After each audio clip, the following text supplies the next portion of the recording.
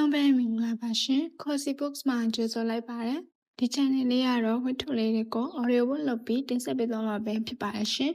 ်ပထမဆုံးဖတ်ပြပေးသွားမယ့်ဝတ္ထုလေးကတော့စာရေးဆရာမမိုင်ရာရဲ့မကြွေးရှိခဲ့တော်ဆိုတဲ့ဝတ္ထုလေးပဲဖြစ်ပါတယ်ရှင်အားလုံးပဲစလိုက်ရအောင်နော်ကားကိုဖြစ်ဖြစ်မှန်မှန်မောင်းလာရင်ရှင်းစော်ညိုတယောက်ဘာပြောရင်ကောင်းမလဲဆိုပြီးစဉ်းစားရင်စကလုံးနဲ့ရှာနေမှုတယ်သွေးတိုင်းချာမောင်မဆိုလို့မဲ့သူမလေးကသူ့ကိုနည်းနည်းမှရင်းနှီးရမပြတာလဲအခက်ပိုခတ်သူကသူမမြန်မာစကားကိုနားမလဲတဲ့ဟာနားမလဲဖြစ်နေတာပဲမြန်မာစကားကောင်းကောင်းနားမလဲတာကိုသူသိပ်ဘဝင်မကြပြီမဲ့ဒါလဲသူမဖြစ်တော့မဆိုတာဘူးနားမလဲဆိုသူမ3နှစ်ခတည်းကဖေနဲ့အတူအော်စီကိုပါသွားခဲ့တယ်မဟုတ်လား14နှစ်နေမှဆိုင်းမစင်ပုံမစင်ပြန်လာနေရတဲ့အဖြစ်ဆိုတော့သူမအတွက်မြမမြေမြမလေးမြမစကားတွေကိုအနှဲငယ်စိမ့်သက်နေခဲ့တာစမ်းတော့မစမ်းပါဘူးလေသူကတော့ဗမာသွေးအပြစ်ပါတဲ့မိမိလောင်ရဲ့အောက်မှာကြီးပြင်းခဲ့ရသူမလို့မြမရင်ကျင်းမှုအမွေနှစ်တွေကိုအတော်လေးထထဲဝင်ဝင်သိခဲ့ရသူဖေကတော့ပေါ့ပေါ့ပေါနေထိုင်ရတဲ့ကြိုက်တဲ့သ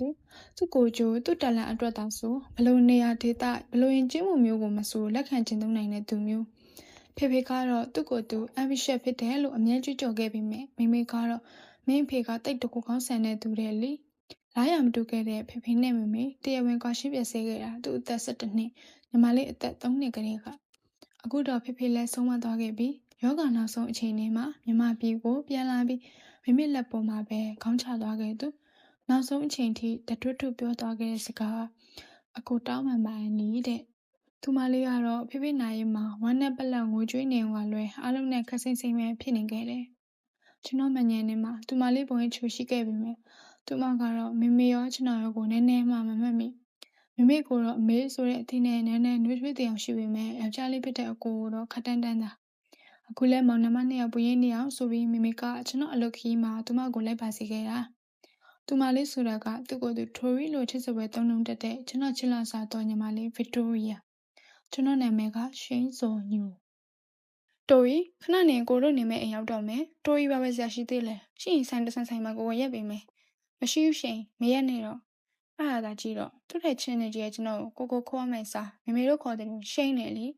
နားထဲမှာအတော်ကန့်လန့်ကျွန်တော်ကောင်းတာညှိပြပြီးဆက်မောင်းလာခဲ့လိုက်တယ်အေကရီရိတ်မြုံဆိုတဲ့ခတ်အိုကိုဆိုင်းပုံလေးကနေညွှန်ပြထားတဲ့အတိုင်းလမ်းသွယ်လေးနဲ့ဝင်လာလိုက်တော့သူ့စိတ်အတော်လေးအေးချမ်းသွားတယ်လမ်းထဲကအိမ်တိုင်းကချောင်းဝင်းကျဲကျဲတည့်ရဝါရီတွင်နဲ့လမ်းလေးတွေကလည်းတကယ်မိသားစုအငွေ့တက်ကိုခန်းစားမိစေနိုင်တဲ့ချစ်စရာတစ်သားအိမ်တက်ရဲ့လေးတွေတလန်းလုံးဖုံးဝဲကြည့်လိုက်တဲ့တိုရီတောင်မျက်လုံးလေးတက်လက်လက်အကောင်းလေးတက်လဲလဲနဲ့လိုက်ကြည့်နေပြီနောက်ဆုံးလမ်းဆုံးထိပ်ပိတ်မှာသူတို့နေရမယ့်ခြံဝင်းလေးကိုဆက်ဆက်မြက်ရောက်ခဲ့တယ်တေကပက်လေခြံကျဲကြီးခြံတကားဝမှာကဧကရီရိတ်မြုံဆိုတဲ့တစ်သားဆိုင်မုံလေးကခဝင်းဝင်းနဲ့ဖုန်းတီးလိုက်တော့ကိုဖုံးမောင်တယောက်ခတ်တွတ်လေးပြေးထွက်လာပြီးခြံတကားလာဖွင့်ပေးတယ်ကိုဖုံးမောင်တို့လေးများကမနေ့ကလေးကအင်းရှင်းဖို့အတွက်ကြိုးရောက်နေကြတာဒီအိမ်ဒီခြံကလွန်ခဲ့တဲ့14နှစ်ဝန်းကျင်လောက်ကလေးကဖွားဖွားရွှေဝယ်ထားခဲ့တဲ့ခြံအခုတော့ဖွားဖွားလည်းဆုံးမခဲ့ပြီလူမနေဖြစ်ပေမဲ့6လတစ်ခါမျိုးတစ်နှစ်တစ်ခါမျိုးလောက်တော့ခြံနဲ့အိမ်ကိုတန်ရှင်းထိမ့်သိမ့်ပစ်တယ်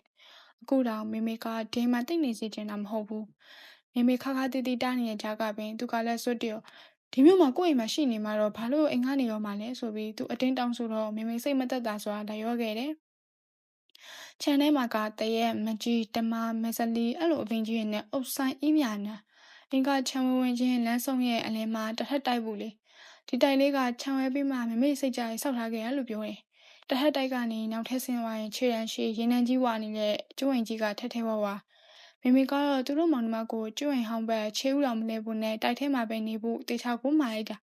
ကားပေါ်ကစစ်စင်ချင်းတိုရီတယောက်တော့ဆက်စုစိန်လုံနေပြီကိုဟုတ်မောင်ကအထုပ်တွေချပြီးတိုက်လေးရဲ့ထဲနိုင်ပြီးတော့ရှိန်တိုရီဟိုမနေချင်းနဲ့ဆိုပြီးကျိုးဝင်ကြီးဘက်လည်းညှို့ထုတ်ပြတယ်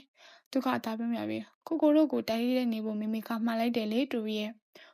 ့တိုရီဒီမှာမနေချင်ဘူးဟိုအိမ်မှာနေချင်တယ်ရှိန်တိုရီဟိုမှာနေတော့ကအဲ့လိုအိမ်နဲ့မနေဘူးကိုအဲ့အိမ်ကကြည့်ရလားဘယ်လိုပြောရမလဲ mysterious လို့ပြောရမလားတိုရီနေချင်တယ်နော်ရှိန်နော်တိုရီကစက်ကလေးပူမျက်လုံးလေးကလဲနဲ့ပြောတော့သူငင်းဖို့ခတ်သွားတော့အမှန်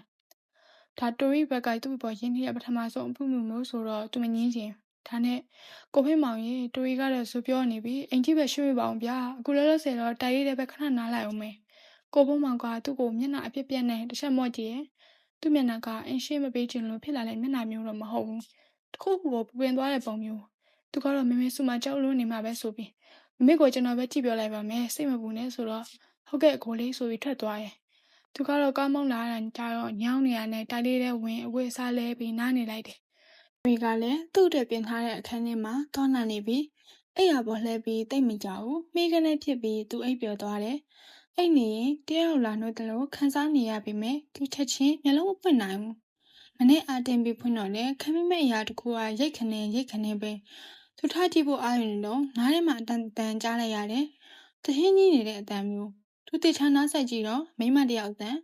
ပြီးတော့ညင်းနေတဲ့ချင်းတန်စင်ကမှုံရွှေအတန်ကသူ့အနီးနားကနေထွက်နေရဆိုတော့တိုရီများသူ့ခန်းထဲရောက်နေသလားတွေးမိလိုက်ပေမဲ့တိုရီမဖြစ်နိုင်ဘာလို့လဲဆိုတော့တိုရီကဒီလိုရှိသချင်းကိုရောက်ဝင်နေတာခက်ပေါ်မြန်မာတချင်းတွေနဲ့တော့ရင်းနှီးသူမဟုတ်ကိုဖုံးမောင်ရဲ့မိန်းမမက်လာရီကလည်းအလောက်ရှင်မိသားစုအပေါ်အယိုအသေးကြီးလွန်းလို့သူ့ကိုမျက်လုံးတော်စစ်စစ်ကြည့်ဝင်သူမဟုတ်